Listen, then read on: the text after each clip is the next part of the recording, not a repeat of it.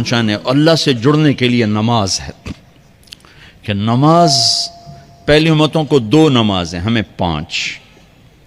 پہلی امتوں کی مسجد کوئی نہیں، ہماری مسجد۔ پہلی امتوں کی اذان کوئی نہیں، ہمیں اذان ملی۔ اور اذان اتنا بڑا عمل بنا دیا میرے نبی نے کہ آپ نے فرمایا کہ اذان دینے والا قیامت کے دن سب سے اونچے مقام پر کھڑا ہوگا۔ حضرت علی فرمایا کرتے تھے کاش میں اللہ کے نبی سے حسن حسین کے لیے مسجد نبوی کی اذان مانگ لیتا، یہ حضرت علی فرمایا کرتے تھے۔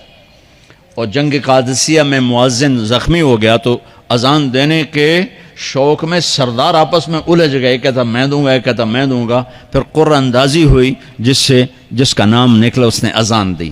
حضرت عمر فرمایا کرتے تھے اگر میں امیر المومنین نہ ہوتا، اگر میں خلیفہ وقت نہ ہوتا تو میں مسجد نبوی کا مؤذن بننا پسند کرتا۔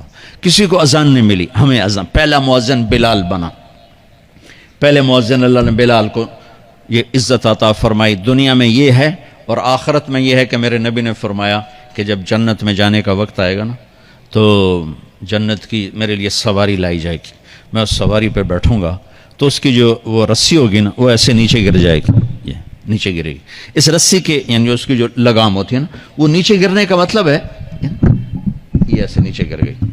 اب نیچے گرنے کا مطلب ہے کہ اس کی ڈرائیونگ میرے نبی نے نہیں کرنی، کوئی آنے والا ہے، کوئی ڈرائیور آنے والا ہے جو رسی پکڑ کے چلے گا، کوئی کوچبان آنے والا ہے جو اس کو پکڑ کے چلے گا۔ رسی کا گرنا ایک انڈیکیشن ہے کہ کوئی نصیب والا اب آئے گا۔ جب آپ کی سواری کھڑی ہوگی، رسی نیچے ہے، تو اب سب کی گردنیں ایسے ہوں گی، کون، سب قیاس کر رہے کون۔ اللہ کی طرف سے اعلان ہوگا بلال کو بلایا جائے، بلال۔ تو بلال آپ کی سواری کی لگام پکڑیں گے اور آپ نے فرمایا کہ سب سے پہلے میں جنت میں جاؤں گا اور بلال میرے ساتھ ہوگا، میری سواری کی لگام پکڑے ہو جائے گا۔ تو ہمیں اذان ملی، کسی امت کو اذان نہیں ملی۔ ہمیں 5 نمازیں ملی، کسی امت کو نمازیں نہیں۔ 2 نمازیں، ایک فجر کی 2 رکعت، عصر کی 2 رکعت۔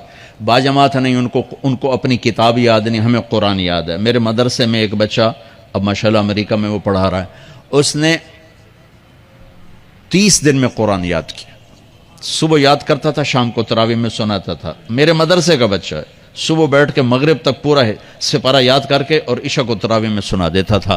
اللہ نے میں ایسا قرآن دے دیا کہ 1 مہینے میں بھی یاد ہو جاتا ہے۔ 3 دن میں بھی ایک بزرگ نے یاد کیا، 3 دن میں قرآن یاد کیا۔ اللہ نے ہمیں قرآن کی دولت عطا فرمائی، پڑھنے کے لیے 5 نمازیں عطا فرمائی، تہجد کی نماز عطا فرمائی، اوابین کی نماز دی، اشراق کی نماز دی، چاشت کی نماز دی۔ نماز کے کتنے دروازے کھول دیے۔ اور میرے نبی کی آخری نصیحت تھی میری امت نماز نہ چھوڑنا، نماز نہ چھوڑنا، نماز نہ چھوڑنا۔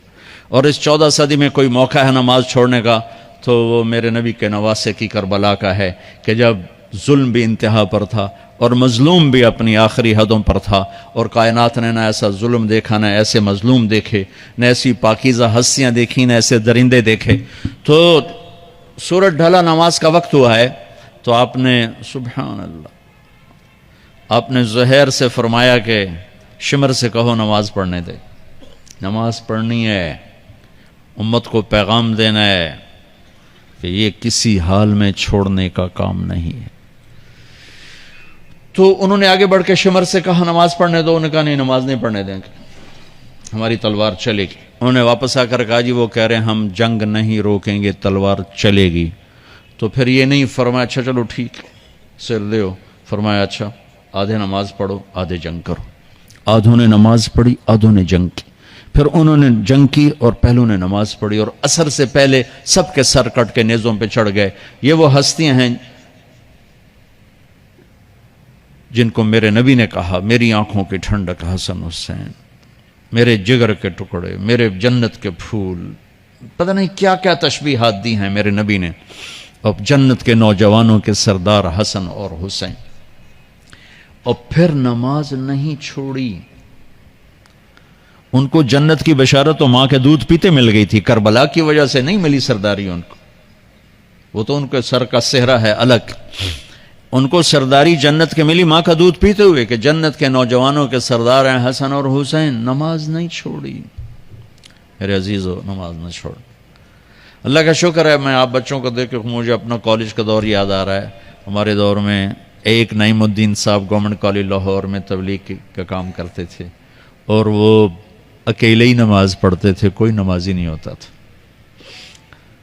اور کسی لڑکے کی داڑھی نہیں تھی، کسی لڑکی سوا سے ایک نعیم الدین کی۔